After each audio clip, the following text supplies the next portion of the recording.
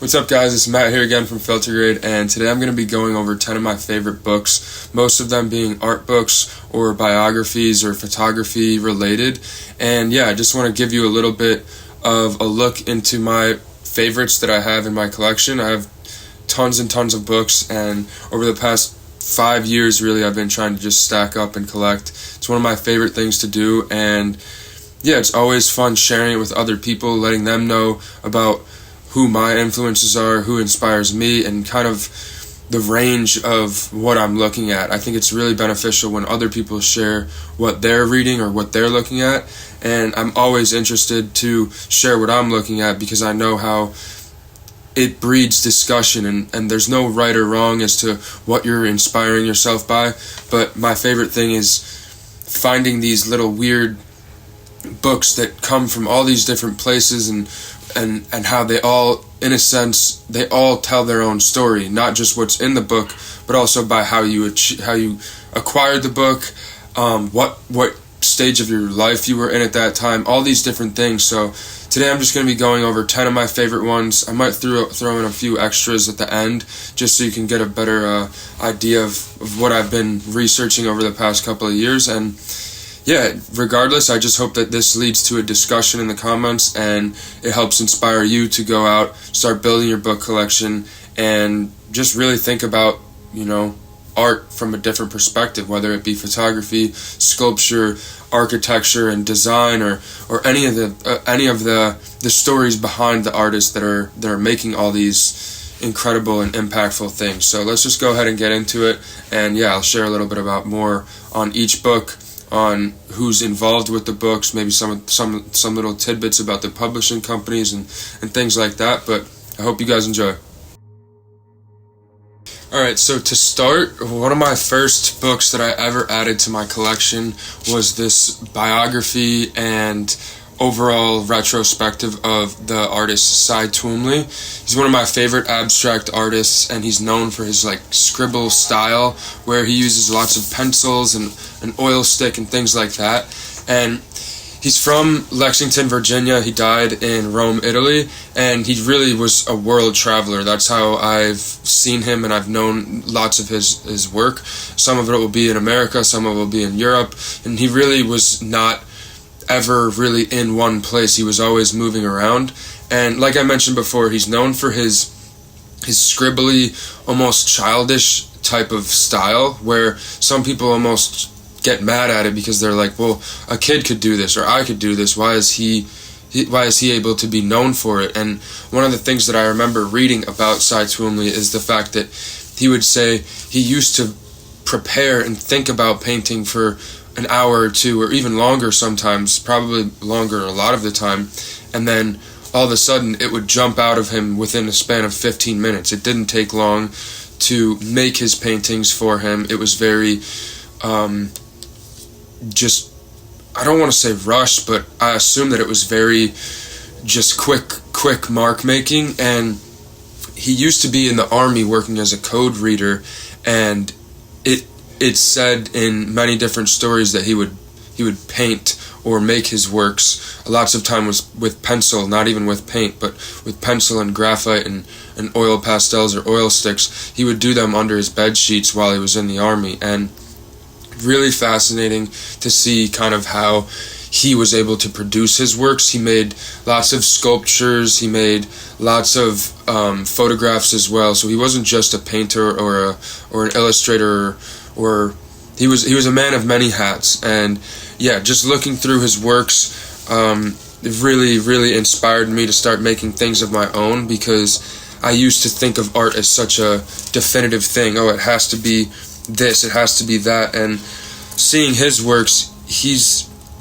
it's very clear that he's studying and he's looking for the understanding of things, not for things to look cool, but how can he make his own marks and his own philosophies based on his marks. So great book, I highly recommend it.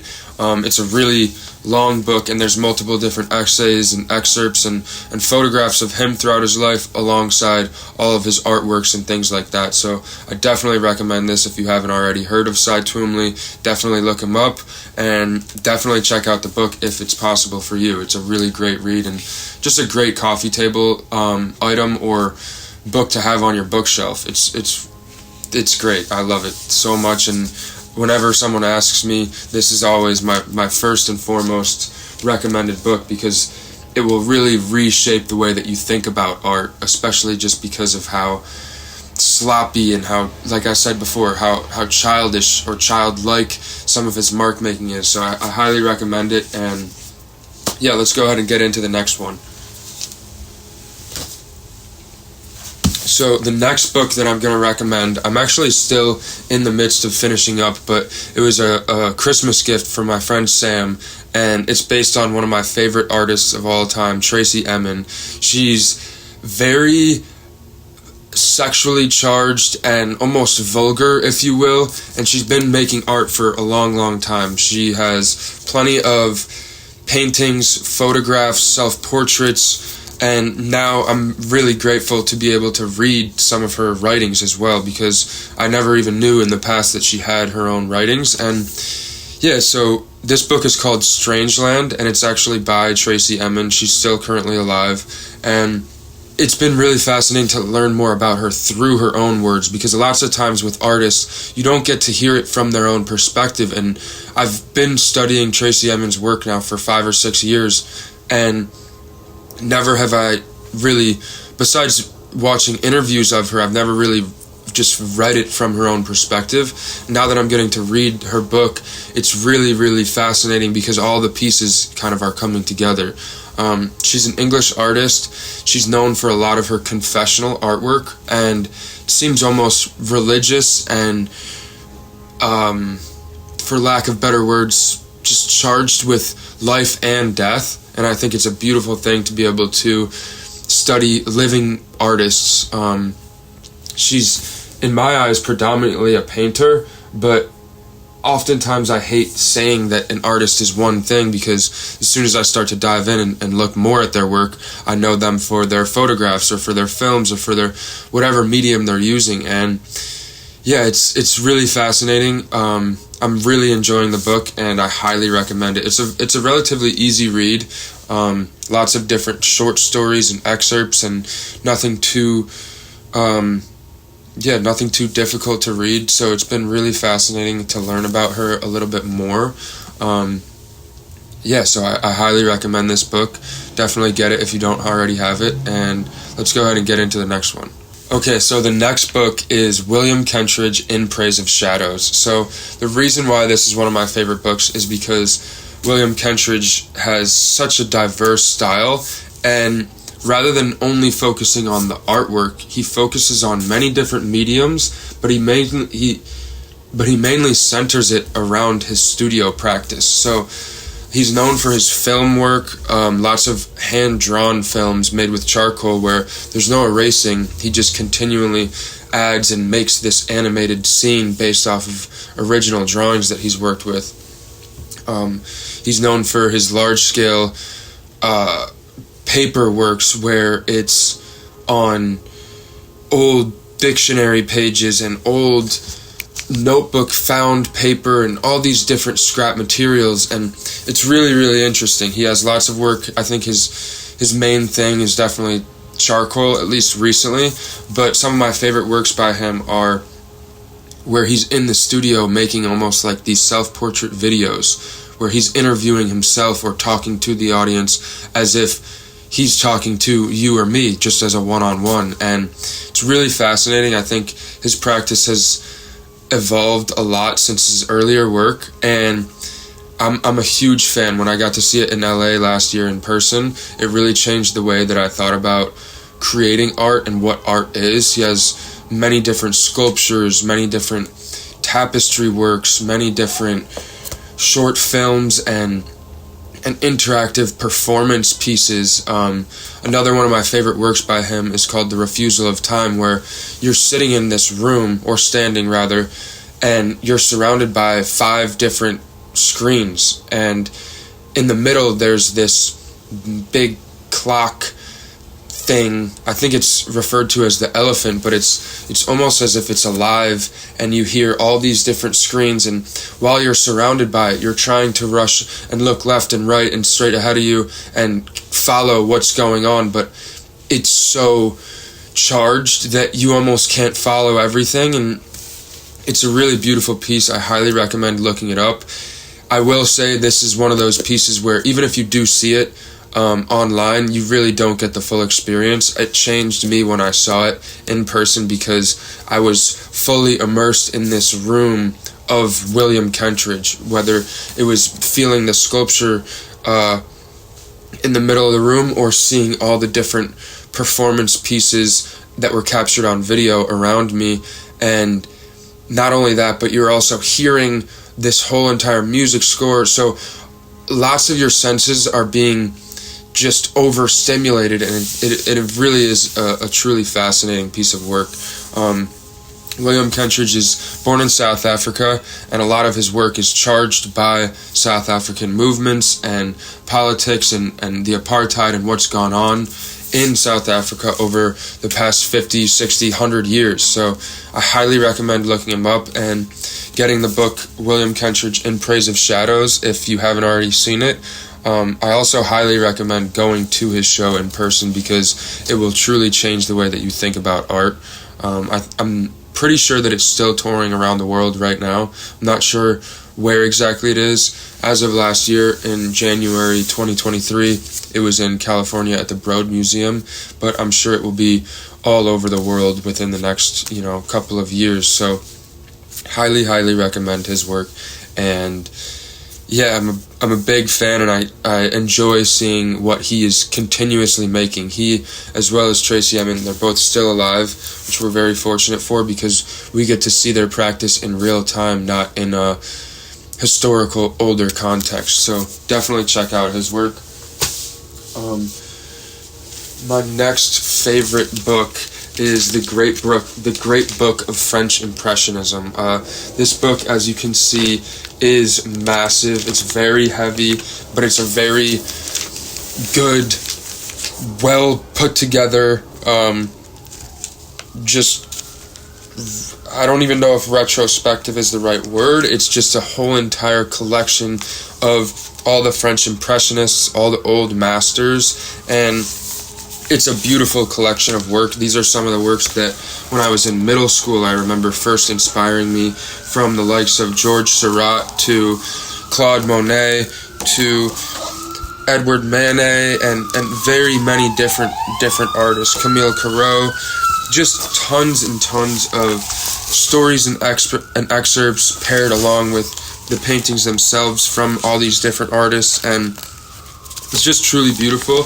I highly recommend this book because it's not hyper-focused on any one artist, but rather focused on the movement of French Impressionism, which led to the discovery and the development of so many other painters and other movements from that point in history that it's truly amazing, and I definitely recommend this. If you can't get the book itself, go online and search up French Impressionism because it's just a beautiful period of artwork. And yeah, I think I originally got this book off eBay for maybe $12 or $15, and as you can see, it's massive first off, and let me look, I think it's almost 450 pages of different artists' work.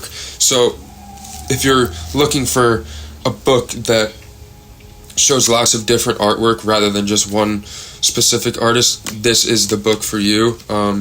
Not everybody's into French Impressionism, but for myself, it's one of the things that really inspired me to start painting, and it's just a great read overall. You see a lot of different works, so definitely check this out if you haven't already. The next book that I am also currently in the middle of reading, it's a pretty decent sized book, is the Frida Khalo biography by Hayden Herrera.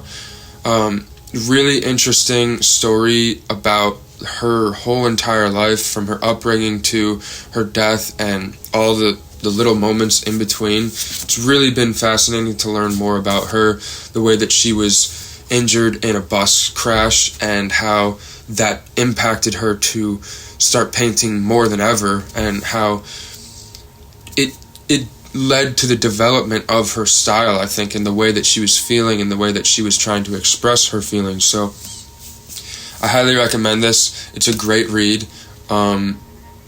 She's a very famous artist that is showing pieces all around the world at all times, and it's a good background of not only her life but her family background and her art career and everything like that, how she even got started into it. So definitely check this out.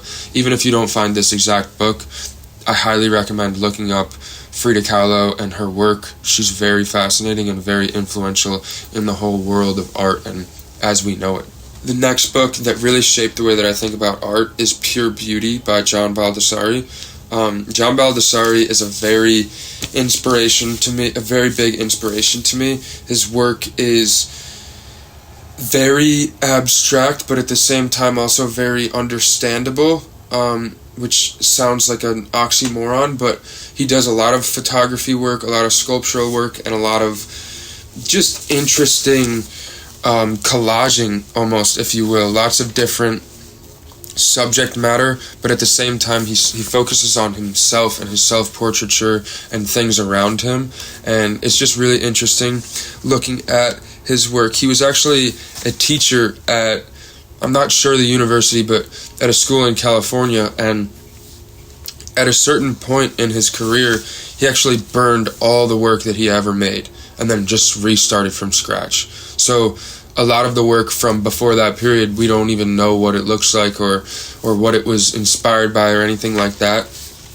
He just burned it all and started fresh again.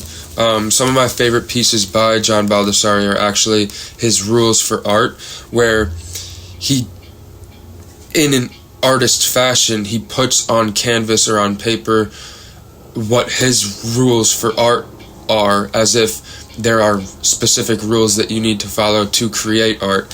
And it's really fascinating. It's some of my favorite work by him. Some of them are photography based, some of them are just generally art based, but these are works that I studied while I was in college at UMass Boston studying art history, and it's really interesting. I think it's almost a humorous way to go about making art, is telling others how to make art.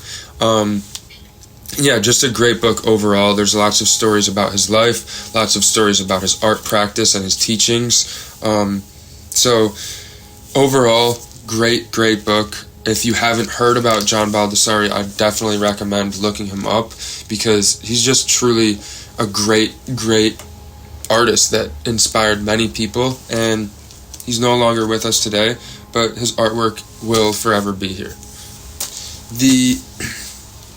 The next book that I wanted to share is actually a book from a friend of mine, Joe Taveras, and the book is called Emergence.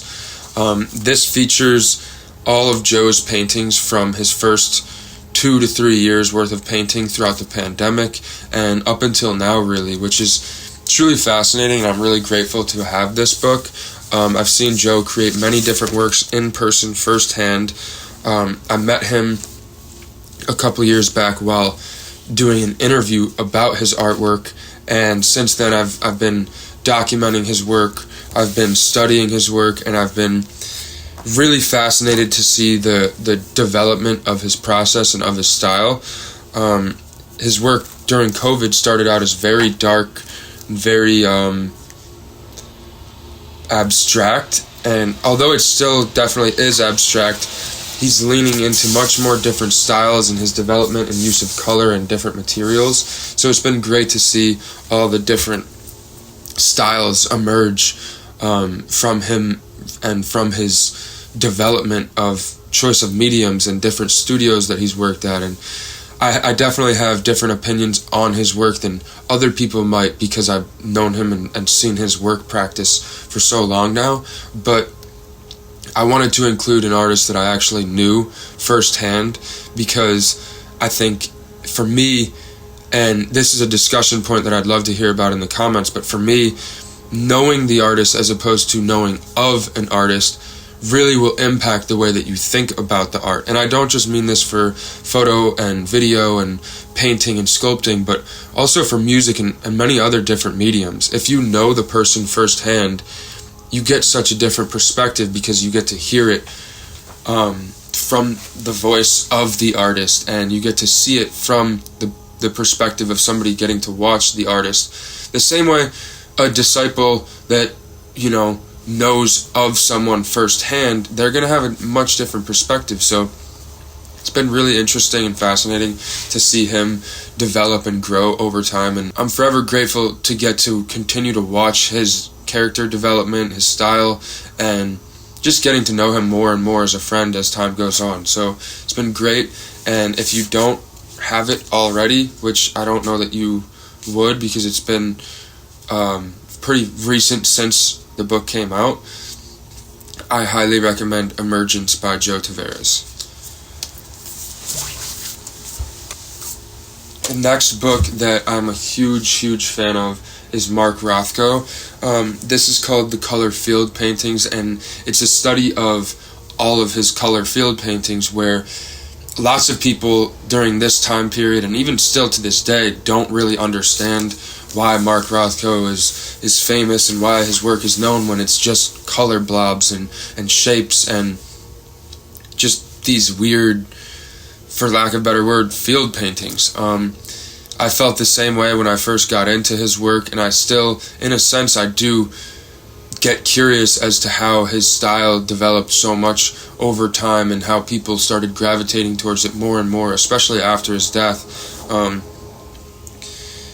Like Baldessari, Rothko was a teacher in New York at the time of his life, and he was very just interested in this abstract expressionism, where I've read multiple books about him, and it's said that he would thin his paints and spend more time mixing paints and sitting and observing his paintings than he would actually painting them. To me, this always seemed interesting because when you think about painting, at least from my perspective, I always think about the artist working and working and working, meaning they're actually putting brush to canvas or they're actually sculpting all the time. And when I read more about Rothko, this always inspired me because it talked so much about he spent most of his time actually mixing the paints and thinking about the lighting in the room, not only while he was painting, but where the painting will be shown. One of my favorite facts about Rothko to tell to other people too is that he spent a lot of time thinking about how far off the ground his painting should be shown. Oftentimes his paintings were only 2 or 3 feet off the ground, whereas many other works of art, they're shown just at eye level. They're in the middle of the room, and it's fascinating to me that he thought almost more about how the painting will be shown than the painting itself or working on the painting. This might be because of the subject matter being so, not bland, but so minimal. Lots of just colors and shapes and color fields.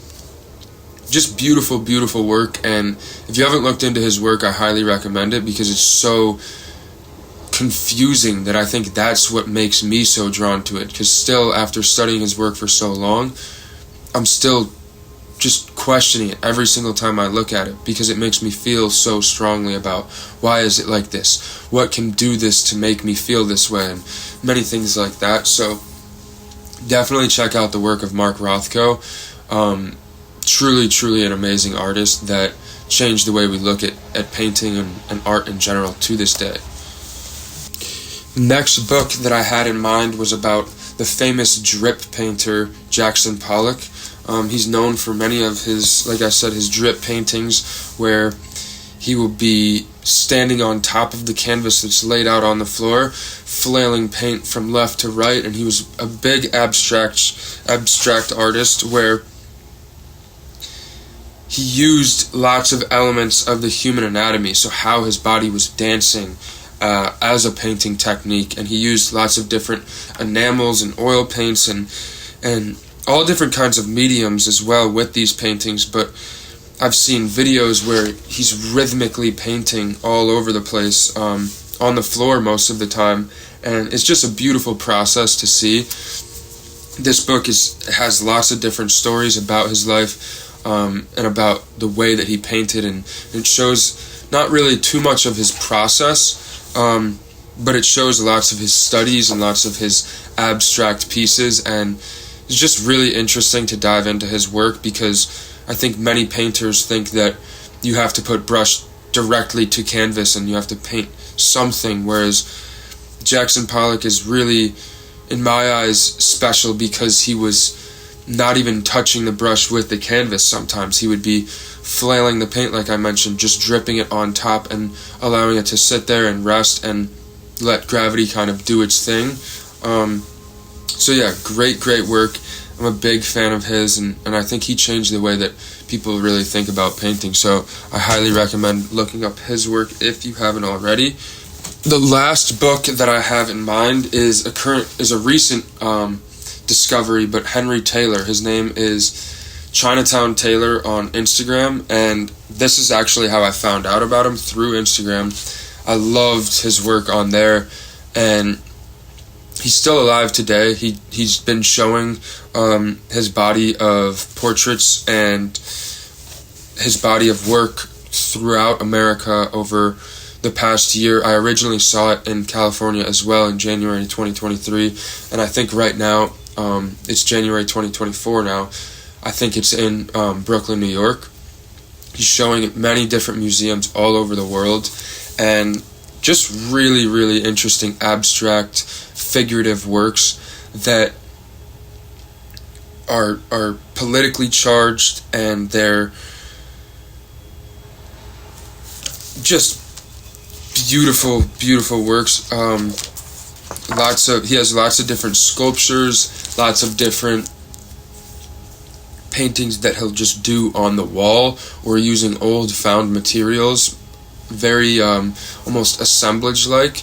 One of my favorite works by him, I remember seeing it at the MoCA, the Museum of Contemporary Art in California, was this piece that had actual chicken bones in it, and it was a semi-painting, semi-sculptural work, and just really fascinating the way he blends found objects with painted objects, and how politics and life around him is able to influence his work. Many times he'll find people on the street and actually pay them to make a portrait of them.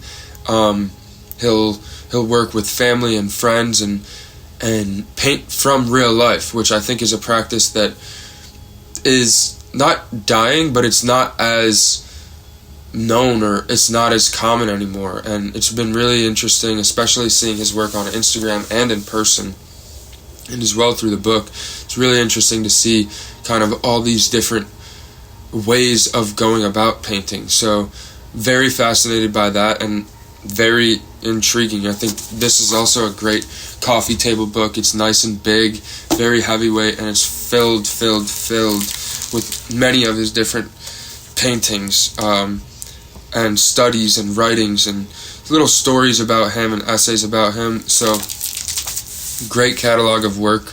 If you haven't already, definitely check out Henry Taylor. His work is absolutely incredible and will change the way that you not only think about art, but that you think about the people that you're living around you, you know. So these are some of my favorite books that I have in my collection right now. If you have any questions, or if you have any discussion topics about the books, definitely leave them below in the comments. I'm very curious to hear what your thoughts are, and you know, just a little bit about all the different artists. And if you have any recommendations for me, definitely leave them in the comments. I want to know. I want to continue adding to my book collection and more studying and research topics. So please leave some recommendations in the comments below. I'm super curious to hear what you all think about the books that I recommended, and I'm curious to hear about books that you might recommend. So if you're still here, I appreciate you checking in and listening all the way through. I'm glad to have this discussion with you, and yeah, I hope you have a great day. I appreciate you watching the video. Peace.